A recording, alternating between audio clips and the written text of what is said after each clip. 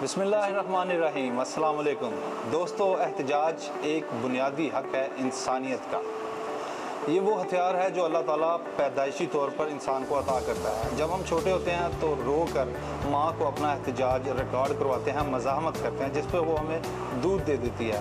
तो रोज़नामा एहतजाज में हम लोगों को यही सिखाने वाले हैं कि आपने कैसे एहतजाज करना है और कैसे अपना एहतजाज हमारे तक पहुंचाना है और आगे हम कैसे उसको बड़े इदारों तक इंशाल्लाह पहुंचाएंगे।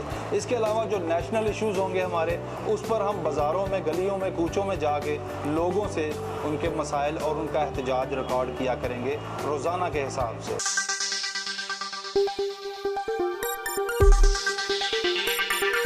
जैसे मुझे इशू है बिजली के बिलों पर।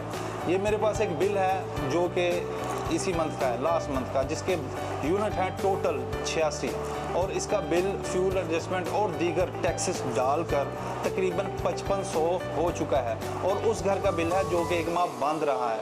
बताने का मतलब ये है कि यूनिट के हिसाब से 800 रुपया बिल बन रहा है, लेकिन हुकूमती टैक्स की वजह से ये 5500 पे आ गया है। तो जो मिडिल क्लास तबका है वो अपना एहतजाज इस तरह रिकॉर्ड करवा सकता है। इससे पिछले महीने का अगर देखें तो वो बनता है 214 यूनिट और उसका बिल है तकरीबन 8500। वो हम इधर ही थे, लेकिन उसमें भी काफ़ी ज़्यादा टैक्स मिला हुआ है, ये आपको स्क्रीन पे नज़र आ रहा है। उससे पिछला बिल अगर देखें तो यूनिट ज़्यादा है, 273 यूनिट हैं और बिल है 3400 रुपया। यानी ऊपर से शुरू हुए हैं, बिल में यूनिट कम होते जा रहे हैं और बिल बढ़ता जा रहा है टैक्सेस की सूरत में।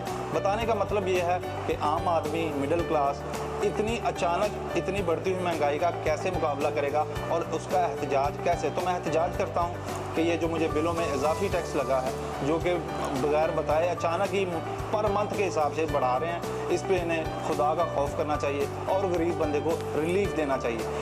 इसके बाद अगर हम बात करें तालीम पर, तो तालीम पर दोस्तों जब तक मैं पढ़ रहा था मैट्रिक में जो मैं फ़ीस दे रहा था और जो मेरे अखराजात थे, वही अखराजात और उससे 3 गुना ज़्यादा फ़ीस मैं अपनी बच्ची की नर्सरी की फ़ीस अदा कर रहा हूँ। तो दोस्तों मैं समझता हूँ कि महंगाई बढ़ रही है ये, लेकिन इस हिसाब से इतनी जल्दी इतनी मिकदार में इजाफा, कमाई नहीं बढ़ रही लोगों की, लेकिन महंगाई बढ़ रही है। तो इस पर भी एहतजाज है। इसके बाद आ जाए सेहत की तरफ, तो सेहत में भी जो गोली कभी 10 रुपये में पूरा पत्ता मिल जाता था, डिस्प्रिन की बात कर रहा हूँ मैं, वो आज 20 रुपये की गोली है और वो भी नायाब इसलिए हो चुकी है कि कोरोना में उसका कुछ अमल दखल है, जिसकी वजह से वो मिलना भी कम हो गई है। तो गरीब आदमी तो सर दर्द के लिए दवाई नहीं ले सकता, तो वो एहतजाज कैसे रिकॉर्ड करवाएगा। तो दोस्तों हम रोज़नामा एहतजाज वाले आपके लिए एक प्लेटफॉर्म लेकर आए हैं, जिस पे आप जिसकी कोई सुनवाई नहीं हो रही, जिसको लगता है कि उसका कोई पुरसाने हाल नहीं, कोई सुनने वाला नहीं है, ये नीचे नंबर है व्हाट्सएप का।